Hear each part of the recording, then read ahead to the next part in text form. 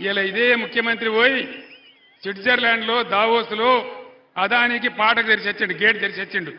అదాని గారు మీరు రాండి, తెలంగాణకు రాండి, 4 చేతుల దోసుకోండి అని సంతకాలు కూడా పెట్టి అదానిని పిలిచి వచ్చినాడు. పార్లమెంట్ ఎన్నికలు అవుడే ఆలస్యం. ఏం చేస్తారు? ఉన్న సింగరేణిని ఊడగొడతారు నరేంద్ర మోడీ, రేవంత్ రెడ్డి కలిసి. ఇది నిజమా కాదా మీ ఇంటికి పోయిన తర్వాత మీరు చర్చ చేయండి. ముఖ్యమంత్రి ఎందుకు పిలిచాడు అదానిని తెలంగాణకు? నేను ఎందుకు రానివ్వలేదు? నేను అడుగు పెట్టనియలే. బిడ్డ అడుగు పెడితే ఖబర్దారని చెప్పిన నేను, రానియలే. కానీ ఇవాళ ఇదే ముఖ్యమంత్రి ఆహ్వానిస్తా ఉన్నాడు.